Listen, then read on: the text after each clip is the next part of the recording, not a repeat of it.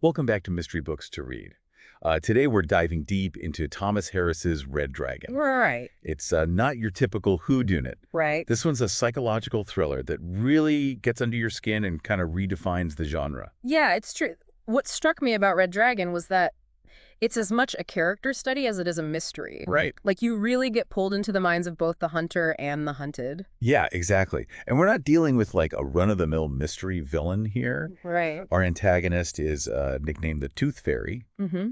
and he's a serial killer who targets families during the full moon, which adds this whole other layer of ritualistic creepiness to his crimes. Right. And then you have Will Graham, who is a retired criminal profiler with a past that continues to haunt him. Yeah, it's fascinating how Harris sets up this dynamic between them, the profiler and the killer. Yeah. Will has this almost supernatural ability to like step into the minds of criminals to understand their motivations and predict their actions. Right. But it comes at a cost. Mm-hmm. His empathy, the very thing that makes him a brilliant profiler, also makes him incredibly vulnerable to the darkness he confronts. Absolutely. And you really feel that tension throughout the book. Mm. Will's battling his own demons while trying to hunt down a killer who is equally troubled, Yeah. if not more so. Yeah. And it's not just a mental game.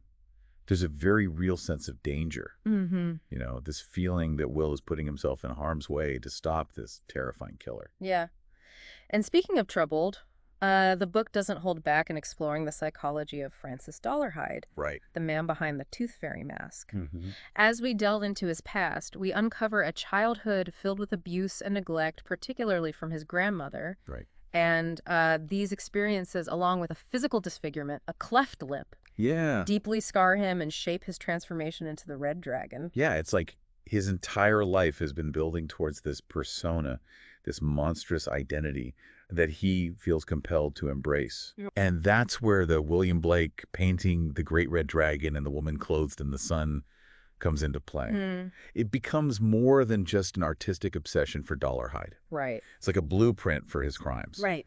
A terrifying prophecy that he feels destined to fulfill. The way Harris weaves the painting into the narrative is masterful. Yeah. It adds this whole other layer of symbolism and psychological depth to the story. Right. Dollarhide sees himself as the embodiment of the Red Dragon, this powerful mythical figure. Right. And as his obsession grows, his perception of reality becomes increasingly distorted, blurring the lines between delusion and reality. Yeah, you start to question everything as a reader. Right. Is Dollarhide truly losing his grip on sanity? Mm-hmm. Or is he deliberately manipulating those around him? Right. It's this ambiguity that keeps you on the edge of your seat. Yeah. You're constantly trying to figure out his next move, Mm-hmm. but he's always one step ahead. And that's not the only mind game being played. Oh, yeah. Dollarhide manages to establish communication with Hannibal Lecter. Right. The infamous cannibalistic killer Will helped put behind bars. Right. Just imagine these two brilliant but incredibly dangerous minds locked in this twisted game of manipulation and control. It's terrifying to think about the influence that Lecter might be having on Dollarhide, Mm-hmm. pushing him towards even greater acts of violence. It adds a whole other layer of complexity and suspense to the story. What's interesting is how Harris uses these characters to explore the nature of evil. Right. It's not just about catching the bad guy. It's Right. about understanding the darkness that drives him, Mhm. the forces that shape him into the monster he becomes. Yeah. And the book doesn't shy away from the uncomfortable truth that sometimes that darkness resides in the most unexpected places. Yes. And it raises questions about the people who are tasked with confronting this evil. Mm-hmm. Like Will, who is forced to delve into the darkest corners of the human psyche, risking his own sanity in the process. Speaking of risks, let's not forget Freddie Lowndes, Right. the ambitious reporter from the National Pattler. Oh, yeah. He's the embodiment of exploitative journalism, always hungry for a sensational story, even if it means jeopardizing the investigation and putting lives in danger. Oh, Freddie Lowndes. Right. You can't help but feel a little nervous every time he enters the story. Right. It's like watching a train wreck in slow motion. Yeah. You know, he's headed for a bad end, but you just can't look away. His recklessness adds another layer of tension to the narrative. Right. And his ultimate fate is a grim reminder of the consequences of unchecked ambition. It really makes you think about the responsibility that comes with storytelling. Yeah. Whether you're a journalist, a novelist, or even just someone sharing a personal anecdote. Mm-hmm. The choices we make The words we use can have a ripple effect impacting those around us in ways we might not anticipate. It's a sobering thought, isn't it? And it speaks to the power of Red Dragon as a work of fiction. It's not just entertainment. It's a story that makes you think, that challenges your assumptions, and that stays with you long after you've finished reading. And we've only just scratched the surface. I know, right? There's so much more to unpack. Particularly the complex relationship between Dollarhide and Reba McClane, a blind woman who works with him at a film processing lab. Yeah. But we'll save that discussion for part 2. Looking forward to it. For now, we'll leave you with this thought. Red Dragon is a story that will keep you on the edge of your seat, but it's also a book that will make you think about the nature of good and evil, the shadows that lurk within us all, and the courage it takes to confront them. It's a must-read for anyone who appreciates a well-crafted thriller with psychological depth and characters that linger in your mind long after you've turned the last page. Absolutely. Picking up where we left off, let's delve into the unsettling relationship between Dollarhide and Reba McClane. Right. You might be wondering, how could a seemingly monstrous figure like Dollarhide be drawn to someone like Reba, a blind woman who represents such a stark contrast to his darkness? It's a fascinating dynamic, isn't it? Yeah. On the surface, their connection seems improbable, almost paradoxical. Right. But as you kind of explore their interactions, you realize that Dollarhide is drawn to Reba's blindness. Yeah.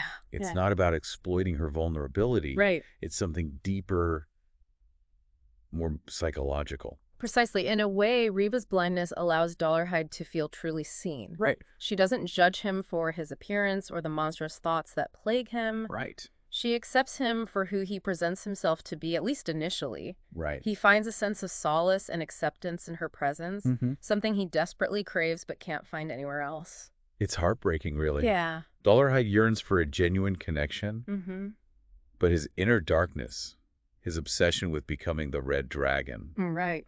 sabotages any possibility of a healthy relationship. Yeah. It's like he's trapped in a cage of his own making, unable to escape the monstrous identity he's created. And that's what makes his relationship with Reba so tragic. Yeah. She represents a glimmer of hope, a chance for redemption. Right. But ultimately, Dollarhide's violent impulses and warped perceptions overwhelm any possibility of a true connection. Right. It's a reminder that even in the darkest of circumstances, the human heart can still yearn for love and acceptance. Yeah. But sometimes those desires become twisted and distorted. You mentioned earlier the meticulous detail Harris uses in describing the investigative process. And one detail that stood out to me was the sock drink can. Strategically placed in a tree overlooking the Jacoby residence. Right. It seemed like such a minor thing. Yeah. But it revealed so much about Dollarhide's character. Absolutely. That seemingly insignificant detail speaks volumes about Dollarhide's methodical and deliberate nature. Right. It showed that he spent a significant amount of time observing his victims, Right. carefully planning his attacks. He wasn't driven by random impulses. Right. He was a predator patiently stalking his prey, Right. making sure every detail was in place before making his move. It's chilling, really. Yeah. And it connects to the idea that Dollarhide is trying to exert control to impose his will on the world around him. You know, his transformation into the Red Dragon isn't just about embracing violence. Right. It's about taking charge of his own narrative, rewriting the story of his life through these horrific acts. That's a brilliant insight. Okay. And it ties into Will Graham's unique approach to profiling. Mm-hmm. You know, he has this uncanny ability to step into the mind of the killer, to understand their motivations and predict their actions. Right. But it's not just about analyzing evidence or following procedural steps. Right. Will delves deeper, trying to understand the emotional landscape, the psychological triggers that drive someone to commit such acts. He almost becomes the killer in his mind, doesn't he? Yeah. It's like he needs to experience the darkness firsthand to understand it, to anticipate the next move. But it's a dangerous game, Right. one that takes a toll on his own psyche. There's a scene where Will visits the Leeds house after the family is gone. Right. He just sits there absorbing the atmosphere, trying to connect with the remnants of their lives. Right. To understand how they lived what they loved before the tragedy. Right. It's a poignant moment that highlights Will's empathy, his willingness to go beyond the surface, to see the victims as more than just names on a file. And it's that empathy, that ability to connect with the human element of the case Yeah. that makes him such a brilliant profiler. but also makes him incredibly vulnerable. Right. He's constantly walking a tightrope, balancing his own darkness with the need to bring justice to the victims. Speaking of darkness, we can't forget the role the media plays in all of this, particularly Freddie Lowndes. Right. You know, his irresponsible reporting, his thirst for sensationalism adds fuel to the fire, putting both Will and the investigation at risk. Yep. He becomes a catalyst, unintentionally pushing Dollarhide further down the path of madness. Freddie Lowndes is such a complex character, isn't he? He is. On the one hand, he's an ambitious journalist trying to make a name for himself. On the other hand, he's reckless and self-serving, willing to exploit a tragedy for personal gain. Yeah. He represents the worst aspects of the media. Yeah. The hunger for a story, regardless of the consequences. His ultimate fate, while gruesome, almost feels inevitable. Yeah. He pushes the boundaries too far, and Dollarhide, in his twisted worldview, sees Lowndes as a betrayer, someone who needs to be punished. I remember reading the scene where Dollarhide confronts Lowndes before setting him on fire. It was so intense, so disturbing. It showed the depths of Dollarhide's depravity, the point of no return where his humanity is completely eclipsed by the Red Dragon persona. And that chilling line Dollarhide utters. Oh, yeah. When I turn you around, open your eyes and look at me. Right. If you won't open them yourself, I'll staple your eyelids to your forehead. Oh, my gosh. It's a line that stays with you, a testament to Harris's ability to create truly unsettling and memorable moments. It's more than just shock value, though. Right. That line encapsulates Dollarhide's need for control, his desire to force others to witness his transformation. It's as if he needs validation, even if it comes from a terrified victim. It's a chilling insight into the mind of a psychopath. Yeah. But Red Dragon doesn't just depict violence for the sake of it. Right. It forces us to confront the consequences of those actions, the ripple effect that tragedy has on everyone involved. Exactly. You see the impact Lowndes' death has on the investigation, on Will's psyche, on the public's perception of the case. Right. It raises the stakes and adds a layer of urgency to the narrative. And it's a turning point for Will, too. Yeah. He realizes the true danger Dollarhide poses, not just to himself, but to Reba. Right. To anyone who might become entangled in this twisted web. He becomes even more determined to stop Dollarhide, not just to solve the case, but to protect those who are vulnerable. It's a moment where Will's heroism shines through. Yeah. But it's not the typical kind of heroism you see in action movies. Right.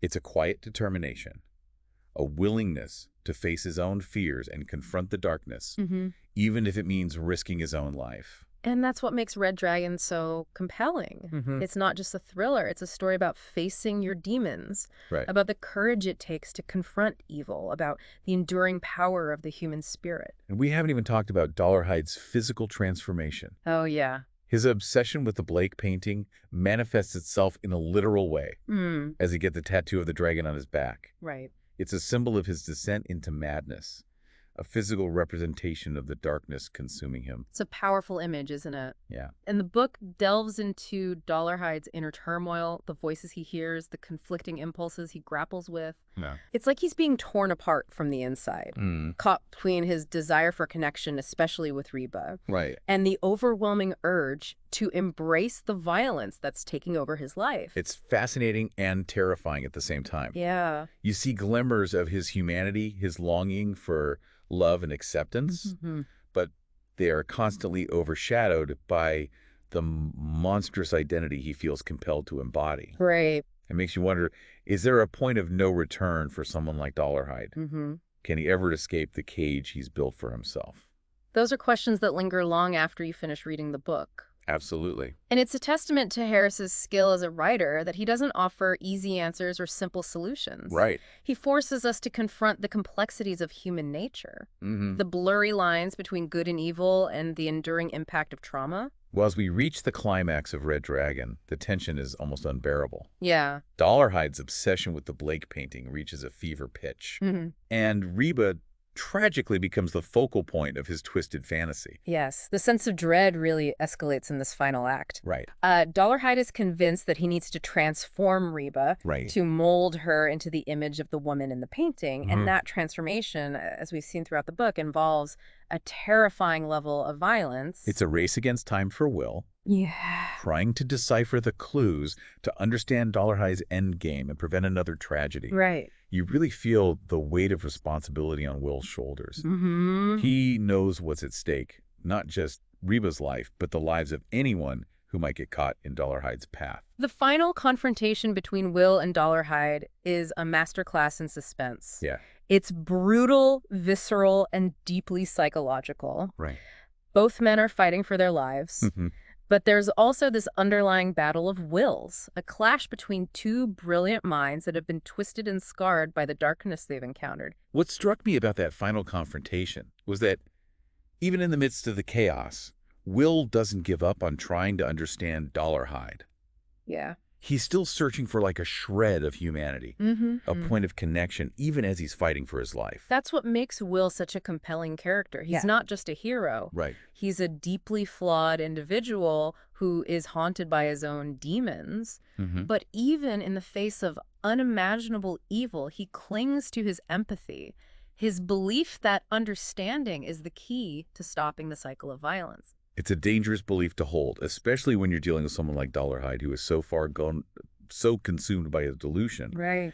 It makes you question whether understanding is enough, or if sometimes brute force is the only way to stop evil. And that's the moral ambiguity that Harris explores so brilliantly in Red Dragon. Right. There are no easy answers, no simple solutions. It's a story that forces you to confront the uncomfortable truths about human nature, Yeah. the gray areas between good and evil, and the lasting impact of trauma. The aftermath of the confrontation is both cathartic and unsettling. Dollarhide is dead, but the scars of his crimes run deep. Right. Will is physically and emotionally wounded, Yeah. and Reba is left to grapple with the trauma of what she's experienced. Right. Even though the immediate threat is gone, there's this lingering sense of unease, a feeling that the darkness Dollarhide represented hasn't been extinguished. That's the power of Red Dragon. Right. It's a story that stays with you long after you've finished reading. It leaves you with questions, doubts, and a profound sense of the fragility of human existence. It's not just a thriller. Right. It's a reflection on the human condition, Yeah. the capacity for both great love and unimaginable cruelty. Right. It makes you question your own perceptions of good and evil and the choices we make when confronted with darkness. And it's a story that has had a lasting impact on the thriller genre. Yep. Red Dragon paved the way for a new kind of storytelling, one that delves deeper into the psychology of its characters, exploring the dark recesses of the human mind. Right. It's a book that has been imitated countless times, but never truly equaled. It's a must-read for anyone who appreciates a well-crafted thriller with psychological depth and characters that stay with you long after you've turned the last page. Absolutely. If you're looking for a book that will challenge your assumptions, keep you on the edge of your seat, and leave you thinking long after you've finished reading, then Red Dragon is for you. Just be prepared for a journey into the heart of human darkness and a confrontation with the monsters that lurk within us all. And that concludes our deep dive into the world of Red Dragon. Right. We hope you've enjoyed this exploration of one of the most iconic thrillers ever written. We'd love to hear your thoughts on the book. Yeah. What resonated with you? What questions did it raise? Leave a comment below and let's continue the conversation. And don't forget to subscribe to Mystery Books to read for more captivating deep dives into the world of mystery and suspense. Right. We'll be back soon with another thrilling exploration. Definitely. But until then, happy reading.